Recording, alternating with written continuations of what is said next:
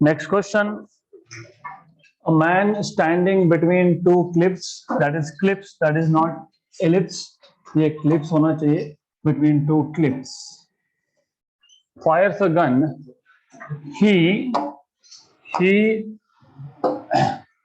सब बोला है, he hears आना चाहिए, तो cliffs and he hears. Two echoes, one after 3 seconds and other after 5 seconds. The separation between the two cliffs is 1360 meter, 1360 meter. What is the speed of sound? So first of all, you should know cliff मतलब एक hill होता है with basically infinite slope. Slope बहुत ज्यादा होता है उसका. This is cliff C1 और ऐसा ही एक और एक cliff है C2.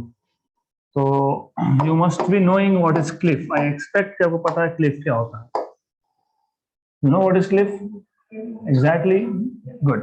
Mountain ही है वो, but it's just with very high slope.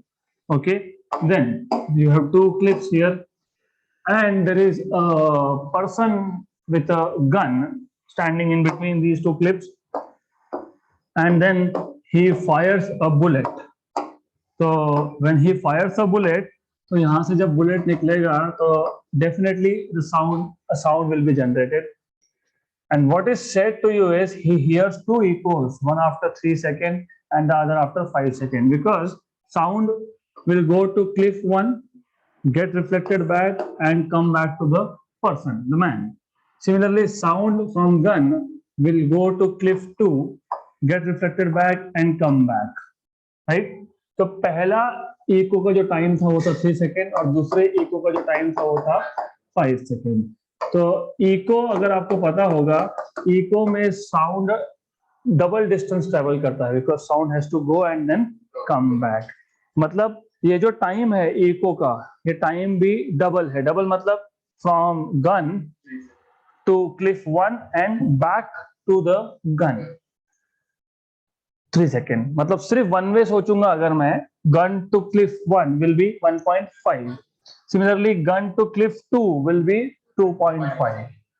मतलब गन से C1 तक 1.5, गन से C2 तक 2.5. तो C1 से C2 तक 1.5 प्लस 2.5 मतलब 4, राइट? ऐसा क्यों? क्योंकि आपको क्या फाइंड करना है, आपको बोला है what is the speed of sound. Speed का जनरल फॉर्मूला अगर आपको पता होगा, डिस्टेंस अपॉन टाइम. तो डिस्टेंस हमको क्लिफ, दोनों क्लिफ के बीच का डिस्टेंस हमको पता था 1360 मीटर. ओके, आपको इतना डिस्टेंस पता था. अगर आपको टाइम मिल जाता, मतलब if you can find out what is time, तो you can find out what is speed, right? तो दैट इज व्हाई हमने क्या किया, हमने इसके लिए क्लिफ 1 से क्लिफ 2 तक टाइम निकाला. क्यों? क्योंकि मैं मैन से क्लिफ 1 तक का डिस्टेंस नहीं फाइंड कर सकता. क्यों नहीं फाइंड कर सकते? Because velocity is distance upon time, distance velocity into time. Velocity नहीं बताया तो नहीं हो सकता. डिस्टेंस फाइंड कर सकते थे प्रोवाइडेड वेलोसिटी वाज गिवन. हमको तो पूछा ही वेलोसिटी, तो वेलोसिटी पूछा है, तो you have to know distance as well as time.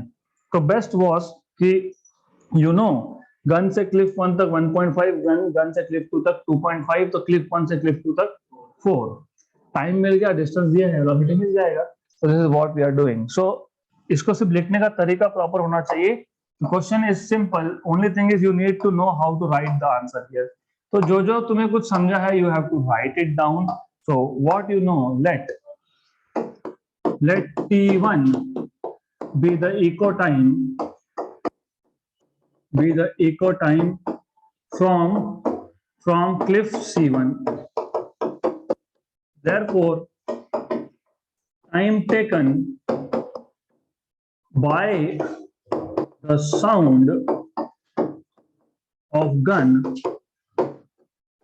to reach cliff 1, to reach cliff C1 is T1 by 2, that is 3/2 second, that is equal to 1.5 second. तो पहले इतना फाइंड करके रख दो, क्योंकि क्वेश्चन बेसिकली थ्योरेटिकल है, so it's not really solving thing. इसको चाहो चाहो तो T1 डैश बोल दो, T1 डैश इज 1.5 सेकेंड।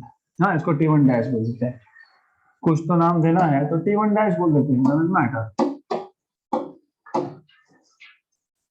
तो T1 dash is equal to T1 by 2. Good. Fine. Similarly, same lines पे let T2 be the echo time from cliff C2. Therefore, time taken by the sound of gun to reach cliff C2 is T2 dash, that is T2 by 2. So same lines पे. So you will be writing the same thing, exactly the same thing. So I will not put a lot of time in doing this. मैं फटाफट से यहाँ पे लिख लेता हूँ. Yes. So let T2 be the echo time from cliff C2. Therefore, time taken by the sound of gun to reach C2 is T2 dash, which is T2 by 2, which is 5 by 2, which is 2.5 seconds. And then you will say, therefore,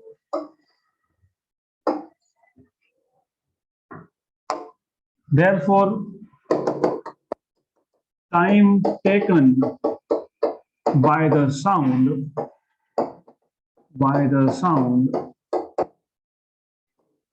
to reach from C1 to C2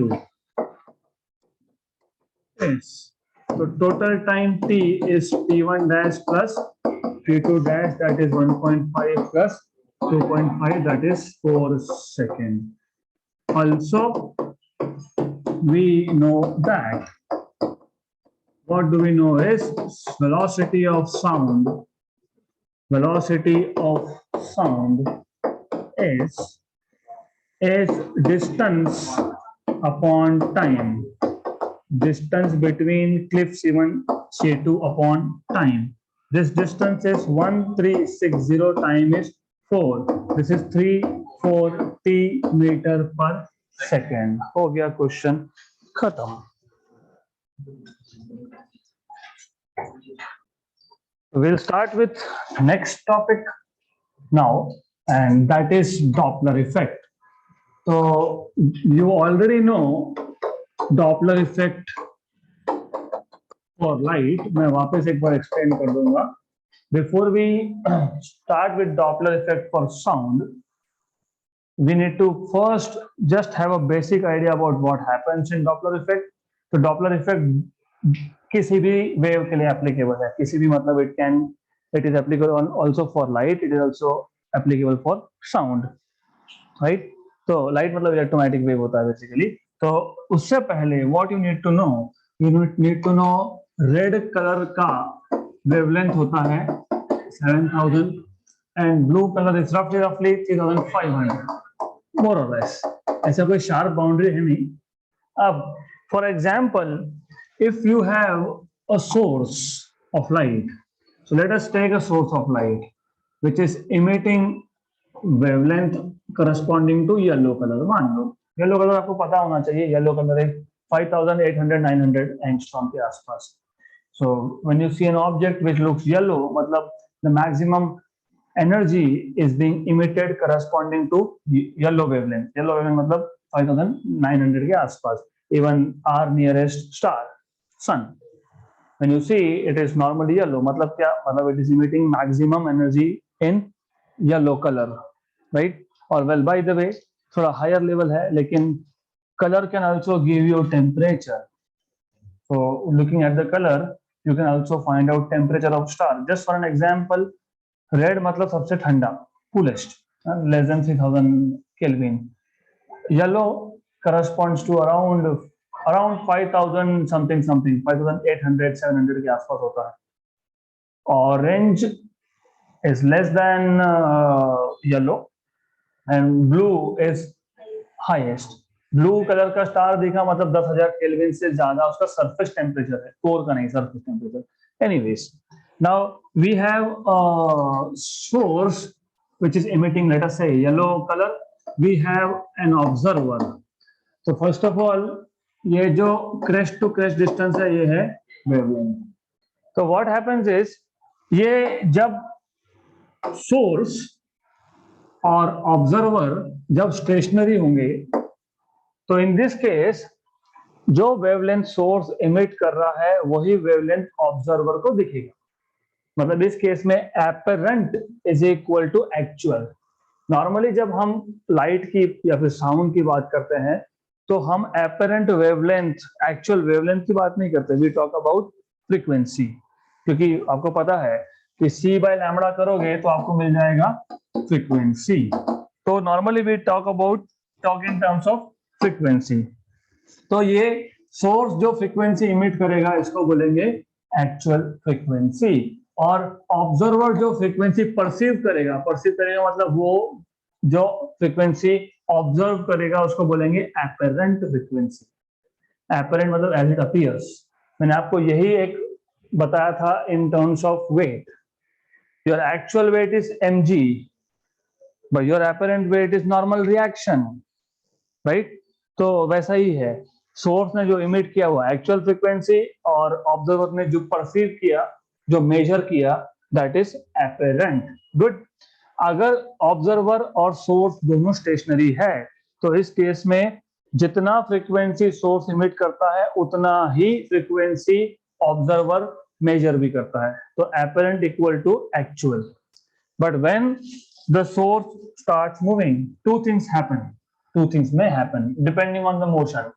अगर source away जा रहा है तो in this case crest to crest distance increases.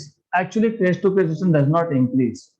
ये हम ऐसा बोलते हैं, एक्चुअली होता क्या है, क्योंकि सोर्स हमसे दूर जा रहा है तो पहले पहला क्रेस्ट आया फिर दूसरा क्रेस्ट आया। अगर सोर्स स्टेशनरी था तो पहला क्रेस्ट आया दूसरा क्रेस्ट आया, it will take some time, for example 2 seconds, just example. अब जब सोर्स मूविंग है, when source is going away, तो अब यही टाइम 2 सेकेंड से ज्यादा होगा, तो हम बोलते हैं डिस्टेंस बढ़ गया, because time taken for 2 consecutive crest to reach our eye is more. Actually ऐसा नहीं होता है, बट बिकॉज हम तक लेट पहुंचा तो हम बोलते हैं वो क्रेस्ट टू क्रेस्ट डिस्टेंस बढ़ गया। अब क्रेस्ट टू क्रेस्ट डिस्टेंस बढ़ गया मतलब वेवलेंथ बढ़ गया, वेवलेंथ बढ़ गया तो अब किस तरफ गया, रेड साइड पे, तो इसको बोलते हैं रेड शिफ्ट। उल्टा भी होता है, उल्टा होता है कि when source is moving towards you, तो यू सी वेवलेंथ डिक्रीजेस। तो इस केस में वेवलेंथ इज लेस देन 5800 या 900, मान लो 5000 4000 हो गया तो it shift towards blue end, इसको बोलते हैं blue shift. So this is called as Doppler effect in light, in electromagnetic radiation. Why we need this? क्योंकि हमको कंपेयर करना है, हमको साउंड के साथ इसको कंपेयर करना पड़ेगा। We need to compare this with sound, so you need to know this. दूसरा केस, अब second case is of sound. तो साउंड में आपने Doppler effect for sure you have experience 100%। How you are standing right at the platform of a railway station waiting for train to come, train आता है horn blow करते करते, जैसे जैसे आपके पास में आया you here louder and louder, but in reality जो सोर्स मतलब जो हॉर्न इमिट कर रहा है वो फ्रीक्वेंसी तो कांस्टेंट है, but you are hearing louder and louder, right. Good. तो एक चीज ध्यान रखना, डिस्टेंस जब कम होगा किसका, लिसनर का और सोर्स का, तो फ्रीक्वेंसी हर्ड मतलब apparent frequency is greater than actual frequency. Good. Then यही ट्रेन जब क्रॉस करके गया तो in that case you hear the same sound fainter and fainter, उसका लाउडनेस कम होगा, उसका इंटेंसिटी कम होगा। इसका मतलब यहाँ पे apparent frequency is less than actual frequency. अब ये जो एपरेंट चेंज हुआ किसमें, फ्रीक्वेंसी में, क्यों हुआ, because of relative motion between source and listener is known as Doppler effect, right. तो फर्स्ट ऑफ ऑल आपको जब एक टॉपिक को समझाना होता है, लिखना होता है, तो first of all you need to know the basics. तो ऑलवेज स्टार्ट विद बेसिक्स। पहले तो हुआ क्या, what is happening when there is relative motion. Relative क्यों, क्योंकि रिलेटिव इसके लिए जरूरी नहीं है कि हमेशा सोर्स ही मूव होगा, हो सकता है सोर्स मूव हो रहा है, लिसनर स्टेशनरी है, यहाँ पे ऑब्जर्वर नहीं बोलते, यहाँ पे लिसनर बोलते हैं। क्योंकि हम ऑब्जर्व नहीं करते, हम सुनते हैं। हो सकता है कि सोर्स मूविंग है, लिसनर स्टेशनरी है, उल्टा भी हो सकता है, लिसनर मूविंग है और सोर्स स्टेशनरी है, हो सकता है दोनों ही मूविंग है, इसलिए हम बोलते हैं रिलेटिव मोशन। तो point number 1, when there is relative motion, when there is relative motion, इसमें between source of sound and listener या फिर observer, normally listener word use होगा, but anyways, when there is relative motion between source of sound and listener, the frequency of sound, the frequency of sound measured by the listener is not the same,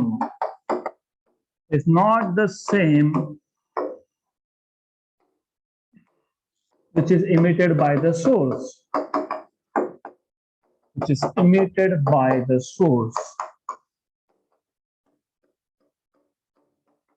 right? तो may be source ने 30 hertz का frequency emit किया और listener ने 32 major किया, हो सकता है, right? So is not the same. तो ये जो शिफ्ट हुआ, सो दिस शिफ्ट मतलब this apparent change, so the apparent change, किसमें apparent change? In the frequency, क्यों हुआ? Due to relative motion of source and listener is called as Doppler effect. So the apparent change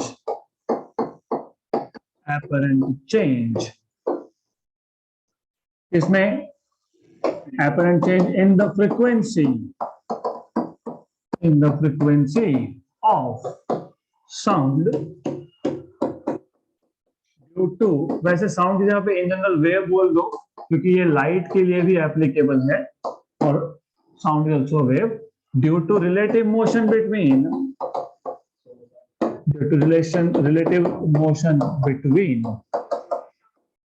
source and, क्योंकि मैंने wave लिखा है तो मैं in general source ही बोलूंगा, एंड ऑब्जर्वर और listener, is known as Doppler effect. अभी जो Doppler effect है, it can be studied under various conditions, various criteria, basically various different situations. मैंने आपको ऑलरेडी बताया क्या हो सकता है, सोर्स स्टेशनरी हो, लिसनर मूविंग हो, लिसनर स्टेशनरी हो, सोर्स मूविंग हो, दोनों मूविंग हो सकता है। तो टोटल 3 केस बनेंगे। हम as far as your syllabus is concerned, हम सिर्फ टोटल 6 में से 6 कैसे बताता हूं मैं आपको। हाउ 6? नंबर 1, मान लो सोर्स मूविंग है, लिसनर स्टेशनरी है, okay, so listener is stationary. अब इसमें 2 केसेस, इस सिंगल केस में 2 केसेस, कौन से 2? Moving away, moving towards, right?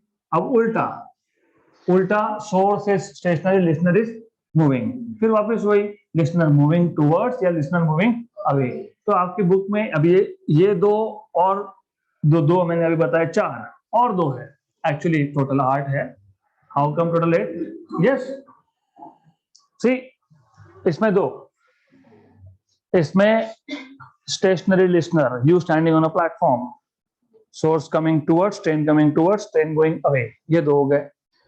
दूसरा केस, when listener is moving, source is stationary, so there is some DJ out there, और आप घर पे जा रहे हो, अब आपको आवाज आ रही है डीजे की, जैसे जैसे आप जाओगे वो स्पीकर के पास में पहुंचोगे, listener moving towards stationary source, then you cross that sound source, then you go away, listener moving away, 4 हो गए। अब जब दोनों मूव होंगे तो both approaching each other, for example you are going on a road, सामने से truck आ रहा है हॉर्न बजाते बजाते, तो what you hear is basically again louder sound, क्योंकि direction of motion is opposite. अब ऐसा भी होता है जब क्रॉस हो गए तो both moving away from each other, 6 cases. 7वां और 8वां भी है। कैसे? फॉर एग्जाम्पल, एक चोर चोरी करके जीप में भाग रहा है, पुलिस पीछे से सायरन बजा रहा है। Source source chasing listener, right? Correct. उल्टा भी होता है, लिसनर चेजिंग सोर्स। तो ऐसे 8 केसेस बनते हैं, राइट? तो सच 8 केसेस आर देयर। हम आखिरी के 2 तो डिस्कस नहीं करेंगे, पर ये 6 में से भी आपको 3 ही है, 3 डेरिवेशन है, और बाकी के 3 you are just suppose to take it as formula. So we'll first of all go through those basic cases. So let us first put down different conditions. So Doppler effect can be, या फिर apparent change in frequency can be studied under various conditions. So apparent change in frequency मतलब Doppler effect, apparent change in frequency can be studied under different conditions. Under different conditions. उसमें number one is, as you know, stationary listener and moving source. So, moving source and stationary listener.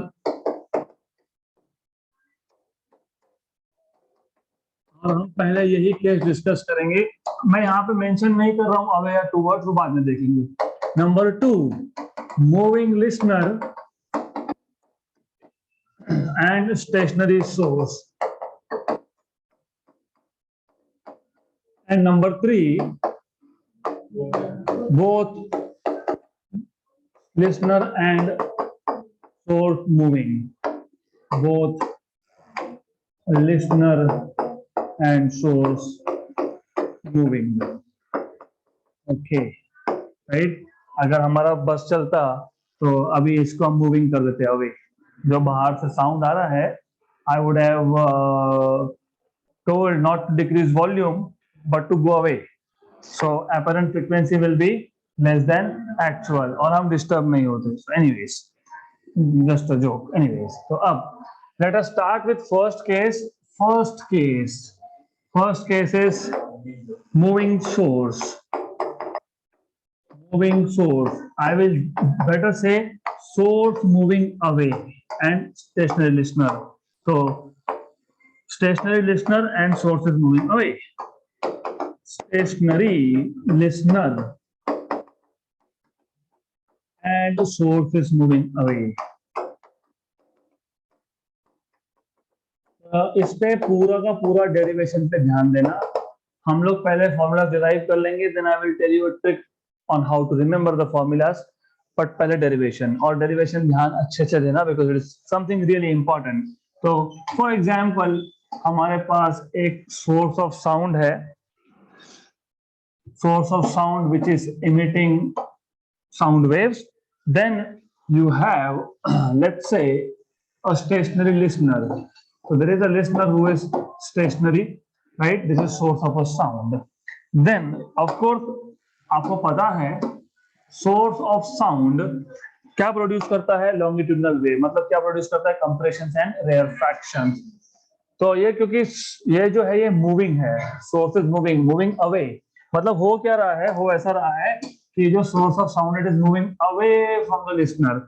और ऐसा एक stage आएगा जब ये source अपना पहला compression emit करेगा, और जब उसने पहला कंप्रेशन इमिट किया तो मैं बोल देता हूं कि time is 0, at t equal to 0 first compression is emitted. First compression is emitted.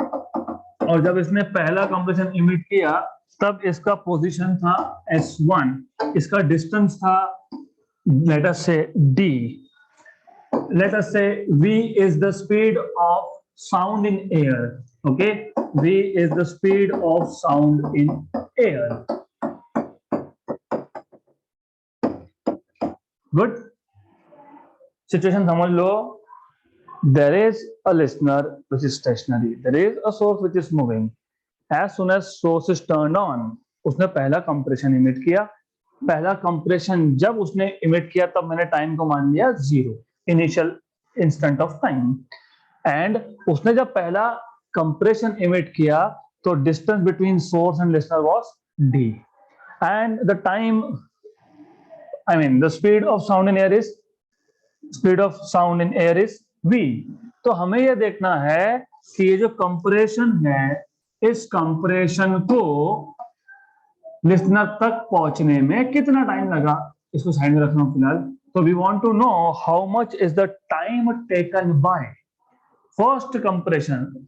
ये जो वर्ड मैं थोड़ा जोर से बोल रहा हूं, फर्स्ट कंप्रेशन, याद रखना। The time taken by first compression to reach the listener will be, how do you find out time? What is velocity? Very good. What is time? So T1 equal to d by v. So this is the time taken by the first compression to reach listener. So time taken by first compression to reach listener. Compression to reach listener is good. थोड़ा सा confusion होगा इसलिए ध्यान दो अच्छे से, extremely अच्छे से ध्यान होना चाहिए यहाँ पे। अब what happens is, sound source का सिर्फ कंप्रेशन इमिट करेगा? No, it will also emit rarefaction, compression, then rarefaction, then next compression. So the source will take some time to emit second compression, right? अब मान लो जब source ने अपना second compression emit किया, वो है नए पोजीशन पे S2। मान लो कि दूसरे कंप्रेशन को इमिट करने में टाइम लग गया T0, मतलब पहले कंप्रेशन से दूसरे कंप्रेशन में टाइम कितना है? T0। So T0 be the time taken by the source to emit next compression.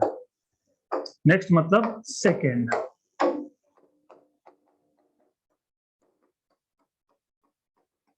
Correct? अब जितने टाइम में सेकेंड कंप्रेशन इमिट हुआ, उतने ही टाइम में सोर्स भी तो आगे बढ़ गया, because source is moving away. So in time T0, what is the distance traveled by the source? What is distance, velocity into time? What is velocity of the source? Vs. So Vs is velocity of the source. So source is moving with velocity Vs. So Vs into T0. पहला compression और दूसरे compression, मतलब एक cycle, क्योंकि compression to compression is one cycle, एक cycle complete होने में time कितना? T0, right? सोर्स भी तो मूविंग है, तो उस T0 टाइम में सोर्स भी तो आगे जाएगा। कितना आगे जाएगा? Speed into time. कौन सा स्पीड? v नहीं, क्योंकि v तो speed of sound in air है, साउंड का स्पीड है, सोर्स का नहीं। तो सोर्स का स्पीड कितना है? vs। तो vs into T0, this is the distance covered by time, जितने टाइम में दूसरा कंप्रेशन इमिट हुआ, राइट? तो अब दूसरे कंप्रेशन को S2 से लिसनर तक जाने में कितना डिस्टेंस कवर करना पड़ेगा? हाँ, नहीं, अरे दिख रहा है यहाँ पे, आई सी कि S2 से यहां तक जाना है, कितना? d plus vs into T0. So distance covered, थोड़ा सा ये डिफिकल्ट है, कंफ्यूजिंग है, तो इसे अच्छे से ध्यान दो। Distance covered by second compression to reach listener is d plus Vs T0. Therefore, time taken by second compression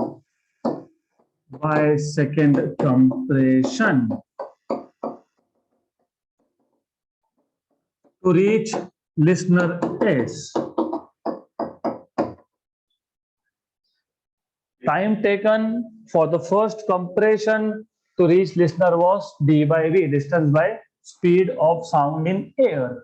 It has nothing to do with speed of sound source. It is speed of sound in air, right? Now, similarly, T2 will be d plus Vs T0 by v, right? Correct? So this is distance upon velocity. This is the time taken by second compression to reach listener. Half correct. Half correct. आपने क्या सोचा, सिर्फ distance कितना cover हुआ, speed कितना है, लेकिन compression को इमिट होने में भी तो टाइम लगा था. Imagine this is something which you will be getting confused. देखो, अगर एक source compression compression compression compression compression continuously compression emit कर रहा होता तो ये सही है जो हमने लिखा, क्योंकि कंटिन्यूअसली कंप्रेशंस आर इमिटेड. लेकिन ऐसा हो रहा है क्या? नहीं. एक कंप्रेशन, फिर रेयर फ्रैक्शन, फिर कंप्रेशन, मतलब खुद कंप्रेशन को भी तो इमिट होने में टाइम लगा, तो वो भी तो टाइम ऐड करोगे कि नहीं करोगे, है ना? वो भी तो टाइम तुम ऐड करोगे, करना ही पड़ेगा, राइट? क्लियर? तो the time taken by the formation of second compression plus the time taken to reach to the listener, बनने में और पहुंचने में दोनों टाइम का एडिशन होगा. उसके प्रोडक्शन को भी तो टाइम लगेगा ना. Yes, right. अगर कंटिन्यूअसली बनते जाता तो फिर ये टर्म नहीं आता. वैसे होगा नहीं, लेकिन बहुत छोटा टाइम होगा. कंटिन्यूअसली कंप्रेशन, इमीडिएटली कंप्रेशन, तो this is very small, then you can say okay neglected. But here पूरा साइकिल, कंप्रेशन, रेयर फ्रैक्शन. मान लो for example, just for an example, 2 second लग गए कंप्रेशन को बनने में. पहले कंप्रेशन कब बना? t equal to 0. दूसरा कब बना? t equal to 2. उसके बाद जाएगा तो 2 प्लस समथिंग होगा. गुड. नहीं, वो क्यों नहीं किया? क्योंकि हमने बोला कि पहला कंप्रेशन जब बना तो t को 0 ही बोल दिया हमने. हम मेजर कहां से कर रहे हैं? जब पहला कंप्रेशन बना तब मैंने घड़ी चालू की, तो फिर मैं ऐड क्यों करूंगा? तो सिर्फ मतलब इट वाज लाइक कि वो रेडी था भागने के लिए, ready, ready, and then now start the timer. अब हम देखेंगे कितना टाइम लगा, खत्म, पहुंचने में कितना लगा. क्योंकि you see this is very important. At t equal to 0 first compression is emitted, that is why. Good. तो ये आ गया यहाँ तक. अब थोड़ा सा और कॉम्प्लिकेटेड करते. ये तो सिंपल था, क्योंकि अल्टीमेटली थोड़ा थोड़ा ऐड करते जाएंगे तो अच्छे से समझेगा. एक साथ अगर दे दिया तो फिर it becomes difficult.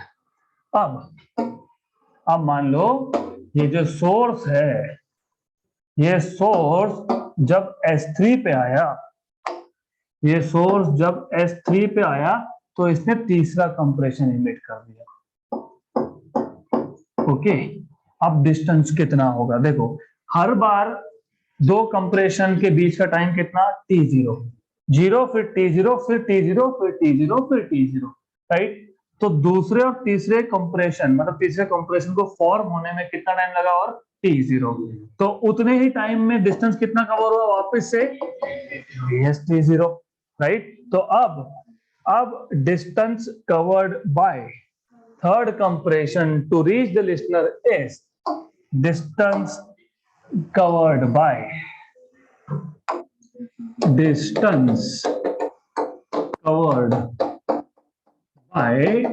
third compression to reach the listener is VST0 plus VST0 plus D, मतलब D plus 2 VST0. Similarly, the time taken by third compression, this is important, third, second नहीं है ये थर्ड है, by the third compression to reach listener, to reach listener is T3 equal to, अभी आप बोलोगे वो तो टर्म रहेगा ही, D plus 2Vs T0 by V। अब बताओ 2T0, क्योंकि थर्ड कंप्रेशन है, पहला बना 0, फिर T0 पे बना, फिर और एक T0 पे बना, तो इसको 2T0 लिखना पड़ेगा, राइट? इंटरेस्टिंग, बहुत अच्छा डेरिवेशन है, this is something you should enjoy also. अब अगर फोर्थ होता तो 3T0 plus D 3Vs T0 by V। Very good. ऐसे ही अगर मैं पीक लेता, एन नहीं ले सकते क्योंकि एन फ्रीक्वेंसी के लिए रिजर्व्ड है, इसलिए पी, राइट? तो ये आएगा p माइनस 1, ये 4 तो ये 3, ये p तो ये p माइनस 1, अच्छा नहीं लगता है, इसको p प्लस 1 कर देते, राइट? तो ये आ जाएगा PT0 plus D plus PVS T0 by, good, right? अब एक चीज अच्छे से सुन लो और समझ लो, ये जो T0 था, ये था टाइम पीरियड। टाइम पीरियड मतलब time between emission of two compression. ये time period is the time, is the real time, actual time taken by the source to emit two successive compression, right?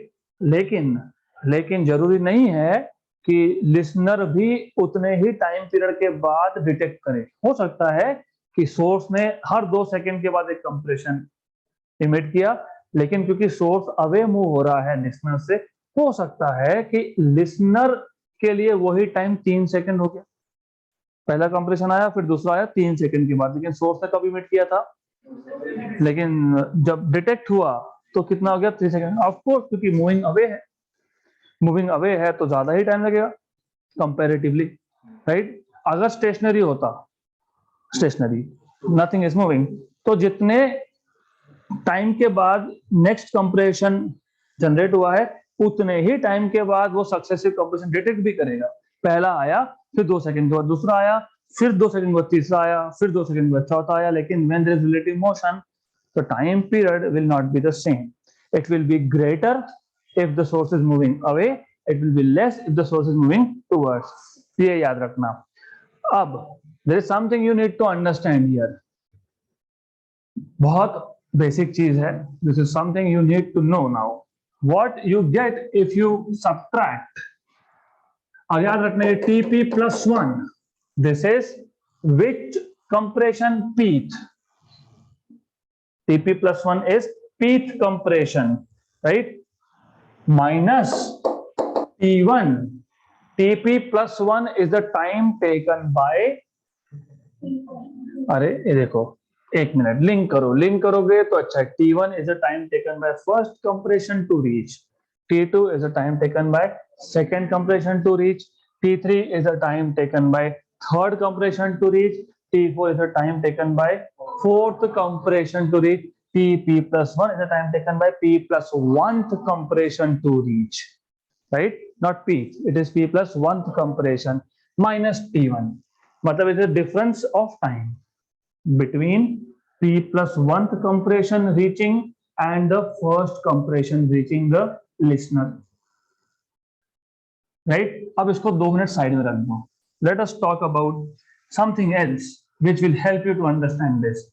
अब crest to crest, पहला crest बना फिर दूसरा crest बना, इस time को बोलते हो time period.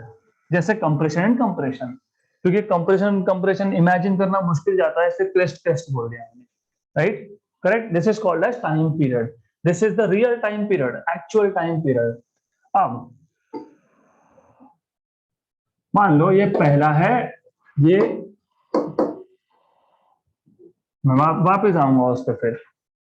T1 is the time taken for the first compression to reach, T2 is the time taken for second compression to reach, T3 is for third compression, TP plus 1 is the time taken for P plus 1 compression to reach.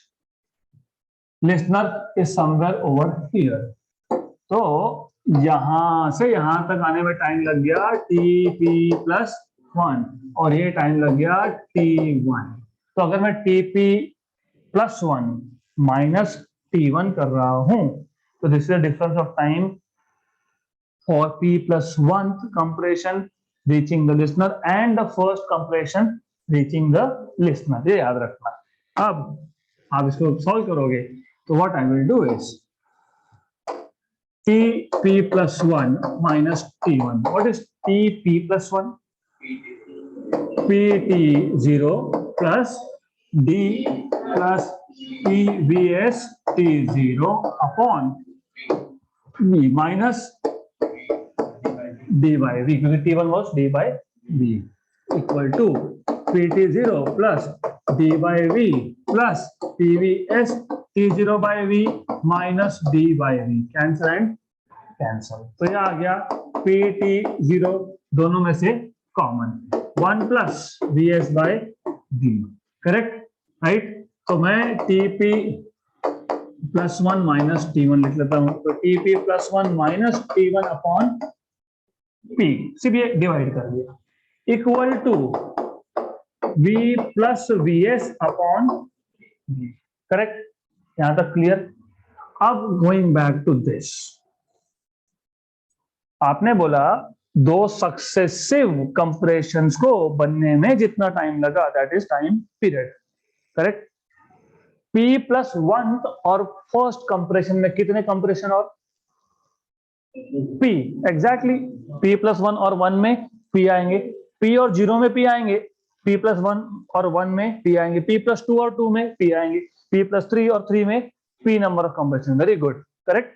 और remember पहले और दूसरे compression को बनने में time period T0 उसको time period बोला है, करेक्ट।